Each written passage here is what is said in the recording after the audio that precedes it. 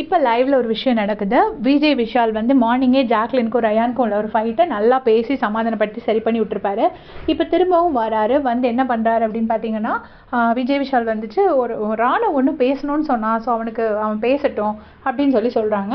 சொன்னோடனே ராணு வந்து ஃப்ரெண்டில் வராரு. வரும்போதே இவங்க இந்த சௌந்தர்யா அவங்கெல்லாம் வந்துட்டு அவனே மறந்துட்டான், என்ன பேசணுங்கிறது அவனே மறந்துட்டான் அப்படின்னு சொல்கிறாங்க. ஏன் இப்படி ராணு பேச வந்தாலும் என்ன பண்ண வந்தாலுமே இப்படி பண்ணுறாங்கன்னு நமக்கு தெரியல. ஸோ பேசும்போது ராணு சொல்கிறாரு, நான் ஒரு மிடில் கிளாஸில் வளர்ந்த பையன்தான், ஆனால் எனக்கு பெருசாக எங்கள் வீட்டில் ஹெல்ப் பண்ணலைனாலும் எனக்கு பிடிச்சதை பண்ணுறேன்னு எனக்கு ஃப்ரீடம் கொடுத்தாங்க. நான் இன்றைக்கி இந்த நிலமையில் வந்து நிற்கிறேன்னா அதுக்கு காரணம் ஒருத்தர், அது எங்கள் அப்பா தான். எங்கள் அப்பா பேர் கராத்தே சந்துரு, அவருக்கு இன்றைக்கி பிறந்த நாள் அப்படின்னு சொல்கிறாங்க. ஸோ அவர் வந்து ஏதோ ஒரு சைனீஸ் வேர்டு மாதிரி ஒரு வேர்டு சொன்னாங்க. அது ஏதோ வணிக சங்கமாக அதில் வச்சு கராத்தே இதெல்லாம் பண்ணுறதுக்கு அவர் வந்து ஒரு ஹெட்டாக இருக்கார் போல இருக்கு. எனக்கு அந்த பேர் வாயில் நுழையில. ஷியாக்கோன்னு ஏதோ சொன்னாங்க. தீபக் அதை பற்றி தெரிஞ்சிருக்கு.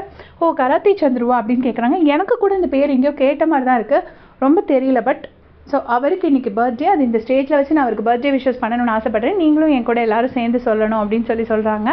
ஸோ எல்லாருமே வந்து அவங்க அப்பான்னு சொன்னோன்னே எல்லாருமே கொஞ்சம் மரியாதை இருக்காங்க. எல்லோரும் கிளாப் பண்ணுறாங்க. கிளாப் பண்ணிட்டு முதல்ல ராணு விஷ் பண்ணுறாரு, அதுக்கப்புறம் எல்லோரும் விஷ் பண்ணுறாங்க. அப்போ வந்துட்டு எல்லோரும் இந்த கராத்தே போசஸ் வைக்கிறாங்க. முத்து, அப்புறம் அருண், வேறு ஜாக்லின், இவங்கெல்லாம் அந்த போசஸ் வைக்கல. மற்றவங்க நிறைய பேர், தீபக் எல்லோரும் இந்த போஸ் வைக்கல. மற்றவங்க எல்லோரும் இந்த கராத்தே போஸ் வைக்கிறாங்க. அப்போ முத்து கேட்குறாரு, ஏய் நீங்கள் என்ன கலாய்க்கிறீங்களா சும்மா சொல்கிறீங்களா அப்படின்னு கேட்குறாரு. ஸோ எல்லோரும் ஜாலியாக சிரிச்சுட்டு அவங்க அப்பாவுக்கு விஷ் பண்ணுறாரு. ஸோ ராணுவோட அப்பா பர்த்டே அன்றைக்கி தான் அந்த அடிபட்டிருக்கு போல இருக்கு.